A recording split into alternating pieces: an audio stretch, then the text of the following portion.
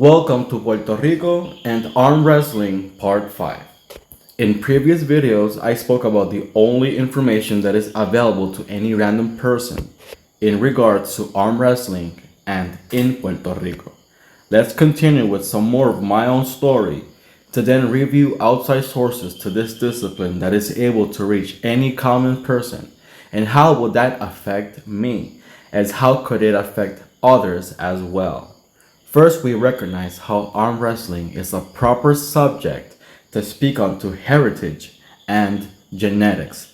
It's not just the strength muscles can provide through fast twitch muscles greater or lower, or depending on the ethnicity, but instead of only seeing muscle tissue as the only source, we are also able to include tendon power and frame into the subject. This will help us develop and to better accommodate the young prospects. We also would like to listen to what sports scouts have to say in the comment section, or anybody that can identify unquestionable talent. Can we appoint them to an institution that ensures this talent will be our champion? As I tell my story, we learn arm wrestling was present always, maybe in some groups, where there's always one big student with a bulky like physique that never loses and always would use a technique that would bend your wrist completely. Along the story, there are many situations that are just like that. At the age of 15, I was beaten by this Uruguayan woman who was really strong. At the age of 15, I wasn't interested in arm wrestling, but have it been any other woman for except this Uruguayan, I would have won. Like I said, this family had something special in their genetics, in their genes. For instance, she is Rh negative. This means it's possible her blood type was alike ancient Canaanites and alike modern day Basques. It's not that I totally lost, I just couldn't budge her arm, like at all. If anybody asks, I wasn't interested in arm wrestling, so I speak about it not exactly because of legends such as Devin Lorette, although in the future, yeah, or John Brzenk, or the famous YouTuber with a powerlifting background, Larry Wheels.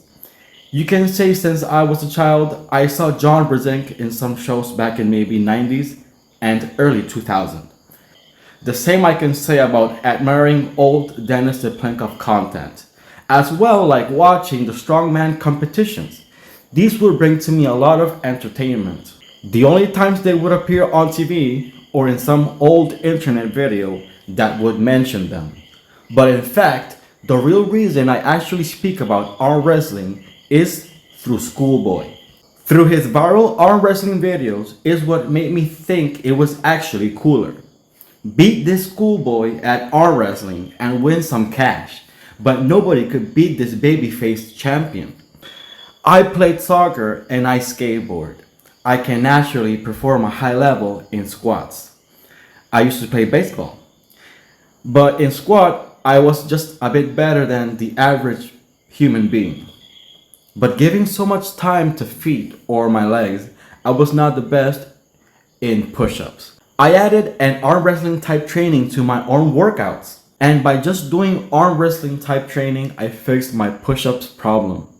And whatever amount I did, I can now maybe triple with the arm wrestling training alone. Also, my punching power and precision have dramatically increased as well. I have a friend who was a gamer for years, over a decade, but only having similar leg power as me, being also a skateboarder prior to that. I also recognize genetically is actually very flexible and has a strong core naturally, whereas at a young age my core was much weaker and my lower abdominals were many times less developed. It was only through intense work and time that I was able to reach a similar abdomen as he is. Being blood type O positive, by the way, while mine is B positive. Thus, this can mean his anatomy can also be straight from the indigenous Taino of Puerto Rico. that while I share similar ancestry, blood type O is rather of a Siberian caste, while B positive Central Asian in origin. Therefore, are peoples with blood type B positive genetically more prone to be endomorphic, while Taino or indigenous Puerto Ricans are more prone to be ectomorphic. Ectomorphic. By this point, we can now observe that some ethno-races may carry different genetic advantages that serve for different tasks. There are some ways that we may exploit the Puerto Rican physical advantages. My hands are small, but many others may share the same phenotype. My friend went to become a bodybuilder, whereas I was never a bodybuilder and had a maximum of 20 push-ups for reps. I did account with strong worker hands by this point, and with a little bit of this arm wrestling knowledge, I told him to arm wrestle me. It's arm wrestling in the air without a table. He budged my arm quickly sideways, as in with this total side pressure that I wasn't expecting. Sure, he was strong, but this time I was ready to employ technique. I said, let's go again. And when we pull our arms, I go and I take his hand. So the side pressure he did first pull did not work the second time. I stopped for safety as I pull hammer curl, and he does too much side pressure not being arm wrestler. So there I knew I could pin him. And that moment he and I found out, even though he was a bodybuilder and had more bicep, I still had way more hand and wrist. So he said he didn't want to go again as he notices this. I do share that having more technique or more knowledge permits me to take the hand, especially if he doesn't know anything about arm wrestling. Just the usual common knowledge. So that's why I stopped. But I don't think I was going to actually hurt him. Sometimes you gotta be careful. I do attribute my hands to much hard labor. So I go on with my life and I train along as time passes. Some push-ups here, some wrist curls there.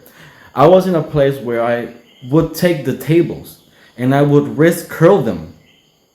I made a friend from the north side of Puerto Rico, and we were similar in sport and athletic energy. Eventually we reached the topic of arm wrestling, and as I grip his hand, I notice his hands are way more meatier than mine. He said he wrangles to the ground cows and bulls and other animals he works with all the time. He had a Spanish-like lineage and also physique, and his body was very suited to meaty strength. He wants to have an arm wrestling match, but I refuse to break his arm. I said no. I quickly teach him how to arm wrestle the safe way, so we have a little grip action. I was really hesitant, but even with all that, I know, even trying to take his hand, he had me in a king's move palm up position.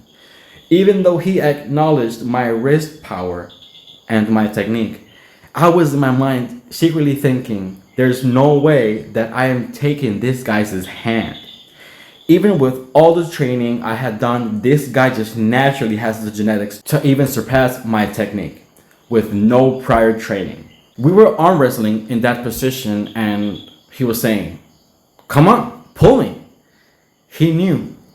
He was looking at me knowing I had one more move up my sleeve. And he was right. I did have one more move that could pin him. That is putting my weight on top of the top roll going below the table. But one, I did not want to push his arm abruptly. It could break.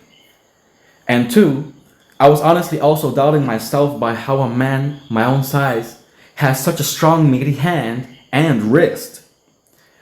Yeah, I could have probably broken his humerus bone, so that's why I didn't top roll him by using all the energy I had left to also take his hand at the same time.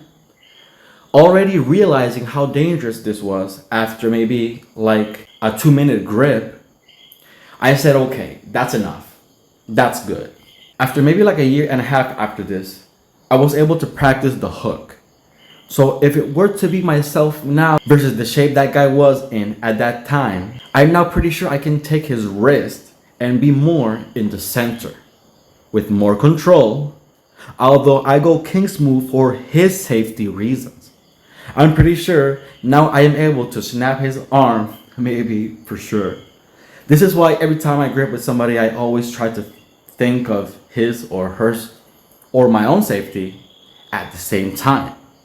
Telling people to pull my arm the right way and without any abrupt surges that can cause or may cause an injury.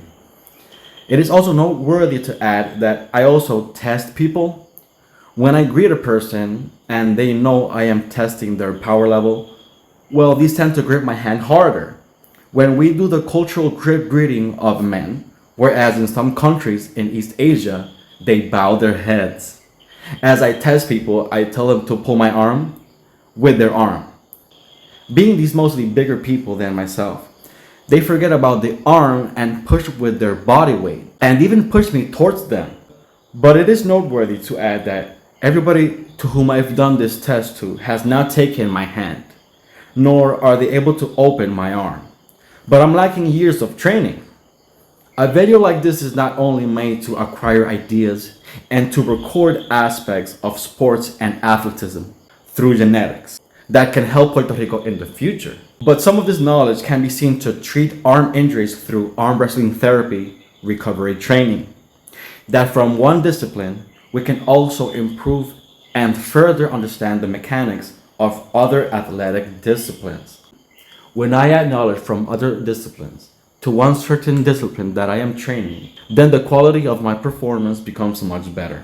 With this training, my hands and arms don't get injuries as much as they used to while being weaker. I can suddenly hold my own weight with my arms. I can hang with my hands longer than I used to.